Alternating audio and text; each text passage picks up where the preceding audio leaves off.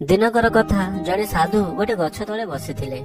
ଆଉ ସେ ଗଛର ଡାଳରେ ଗୋଟେ କାଉ ବସିଥିଲା। ସେ କାଉ ସେ ଡାଳରେ ବସି କାନ୍ଦୁଥିଲା। କାଉର ଦିଟୋପା ଲୁହ ସାଧୁଙ୍କ ଗାଲରେ ପଡିଲା। ସାଧୁ ଜଣକ କାଉକୁ ପଚାରିଲେ, କଣ ହେଇଛି ସାଙ୍ଗ, କାହିଁକି ମନ ଦୁଃଖ କରୁଛ?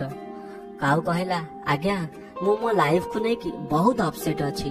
କେହି ମତେ ଭଲ ପାଉନାହାନ୍ତି, ସମସ୍ତେ ମତେ ଦୂରେଇ ଦଉଛନ୍ତି, କେହି କିଛି ମତେ ଖାଇବାକୁ ବି ଦେଉନାହାନ୍ତି, ସମସ୍ତେ ମତେ ଘୃଣା କରୁଛନ୍ତି।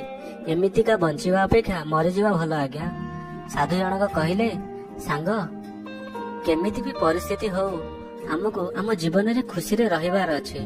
କିନ୍ତୁ କାଉ ଏଇ କଥା ବୁଝି ପାରିଲା ନାହିଁ, ପୁଣି କାନ୍ଦିବାକୁ ଲାଗିଲା। ସାଧୁ କହିଲେ, ତୁମେ ଆଉ ମନ ଦୁଃଖ କରନି, ବାସ୍ କୁହ ତୁମେ କେଉଁ ପକ୍ଷୀ ହବାକୁ ଚାହୁଁଛ? କାଉ ଖୁସିରେ କହିଲା, ଆଜ୍ଞା ମୁଁ ହଂସ ହବାକୁ ଚାହୁଁଛି, ପାରିବ ଯଦି ମତେ ପ୍ଲିଜ ହଂସ ବନେଇ ଦିଅ। ସାଧୁ ତାପରେ କହିଲେ, ଠିକ ଅଛି ମୁଁ ତୁମକୁ ହଂସ ବନେଇଦେବି, କିନ୍ତୁ ତୁମେ ହଂସକୁ ପଚାରିକି ଆସ ହଂସ ତା ଜୀବନରେ ଖୁସିରେ ଅଛି କି ନାହିଁ। କାଉ ଖୁସିରେ ହଂସ ପାଖକୁ ଉଡିଗଲା। ହଂସ ପାଣିରେ ପହଁରୁଥାଏ। ସେ ହଂସକୁ କହିଲା, ତୁମେ କେତେ ସୁନ୍ଦର, କାଚ ଭଳି ଧଳା ତୁମେ, ସମସ୍ତେ ତୁମକୁ ଭଲ ପାଆନ୍ତି, ତୁମେ ହିଁ ପୃଥିବୀର ସବୁଠୁ ସୁନ୍ଦର ପକ୍ଷୀ ହେଇଥିବ।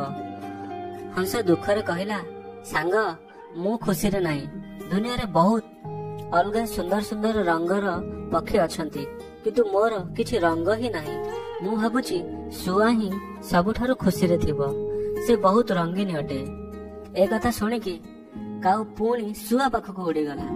ଆଉ ଶୁଆ ପାଖକୁ ଯାଇ ଶୁଆକୁ ପଚାରିଲା, ତୁମେ ବହୁତ କଲରଫୁଲ ଆଉ ସୁନ୍ଦର ମଧ୍ୟ, ତୁମେ ହିଁ ଦୁନିଆର ସବୁଠୁ ଖୁସିରେ ରହୁଥିବା ପକ୍ଷୀ।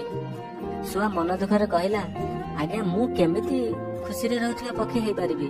ମତେ ତ ସମସ୍ତେ ପଞ୍ଜୁରୀରେ ରଖିଦେଉଛନ୍ତି, ଆଉ ପଞ୍ଜୁରୀରେ ବନ୍ଧା ହେଇକି ରହିଲା ପରେ ମୁଁ କେମିତି ଖୁସିରେ ରହିପାରିବି? ମୋ ମତରେ ମୟୂର ହିଁ ସବୁଠୁ ସୁନ୍ଦର ଆଉ ଖୁସିରେ ରହୁଥିବା ପକ୍ଷୀ। ଏ କଥା ଶୁଣି କାଉ ପୁଣି ମୟୂର ପାଖକୁ ଉଡିବାକୁ ଲାଗିଲା। ଆଉ ମୟୂରକୁ କହିଲା, ବହୁତ ଲୋକ ତୁମକୁ ଦେଖିବାକୁ ଆସନ୍ତି, ଆଉ ତୁମେ ଏତେ ରଙ୍ଗୀନ ଅଟ, ରେଗୁଲାର ତୁମକୁ ହଜାର ହଜାର ଲୋକ ଦେଖିବାକୁ ଆସନ୍ତି, ମତେ ଲାଗୁଛି ତୁମେ ହିଁ ପୃଥିବୀର ସବୁଠୁ ଖୁସିରେ ରହୁଥିବା ପକ୍ଷୀ। ମୟୂର ଉତ୍ତର ଦେଲା, ମୁଁ ଭାବୁଥିଲି ମୁଁ ହିଁ ସବୁଠୁ ସୁନ୍ଦର ଆଉ ଖୁସିରେ ରହୁଥିବା ପକ୍ଷୀ, କିନ୍ତୁ ମୋ ସୁନ୍ଦରତା ଯୋଗୁ ମୁଁ ଏଇ ପ୍ରାଣୀ ଉଦ୍ୟାନ ଭିତରେ ଅଛି, ଆଉ ଯେତେବେଳେ ଲୋକମାନେ ଆସି ମୋ ରଙ୍ଗୀନ ପରକୁ ଟାଣିକି ଛିଣ୍ଡେଇ ଦିଅନ୍ତି, ସତରେ ବହୁତ କଷ୍ଟ ହୁଏ। ଏ କଥା ଶୁଣିକି କାଉ ଆଶ୍ଚର୍ଯ୍ୟ ହେଇଗଲା। ଆଉ ପଚାରିଲା, ତୁମ ମତରେ କିଏ ଖୁସିରେ ଥିବ? ମୟୂର କହିଲା, ମୁଁ ଏଇ ପ୍ରାଣୀ ଉଦ୍ୟାନକୁ ଭଲସେ ଦେଖିଛି, ବାସ୍ ଏଠି କାଉକୁ ରଖାଯାଏନି, ଲୋକେ ତୁମକୁ ଧରିବାକୁ ଚାହାନ୍ତିନି କି ପଞ୍ଜୁରୀରେ ରଖିବାକୁ ଚାହାନ୍ତି ନାହିଁ। ମୋ ମତରେ କାଉ ହିଁ ଦୁନିଆର ସବୁଠୁ ଖୁସିରେ ରହୁଥିବା ପକ୍ଷୀ, କାରଣ କାଉକୁ କେହି ପଞ୍ଜୁରୀରେ ରଖନ୍ତି ନାହିଁ, ଆଉ ସେ ଯୁଆଡେ ଚାହେଁ ସିଆଡେ ବୁଲିପାରେ। ଆଉ କିଛି ଦିନ ହବ ମୁଁ ଭାବୁଛି ଯଦି ମୁଁ କାଉ ହେଇଥାନ୍ତି ତାହେଲେ ଖୁସିରେ ସବୁଆଡେ ବୁଲି ପାରିଥାନ୍ତି। ଏ କଥା ଶୁଣି କାଉ ଉଡିଗଲା। ଆଉ ପ୍ରଥମ ଥର ତାକୁ ନିଜ ଲାଇଫ ଉପରେ ଖୁସି ଅନୁଭବ ହେଲା। ସେ ସାଧୁ ବାବାଙ୍କୁ କହିଲା, ଆଜ୍ଞା ମୁଁ ଅନ୍ୟ କେଉଁ ପକ୍ଷୀ ହବାକୁ ଚାହୁଁନାହିଁ, ମୁଁ ଯାହା ଅଛି ଖୁସିରେ ଅଛି। ଆମେ ଯଦି ଆମ ଜୀବନକୁ ଦେଖିବା, ଆମର ବି ସେଇ ସେମ୍ ପ୍ରୋବ୍ଲେମ। ଆମେ ଅଯଥା ଅନ୍ୟ ସହ ନିଜକୁ କମ୍ପାରିଜନ କରୁ, କଳା ଗୋରା, ଧନୀ ଗରିବ, ଶିକ୍ଷିତ ମୂର୍ଖ ଆଉ କେତେ କଣ, ତାପରେ ନିଜକୁ ଦୋଷ ଦେଉ।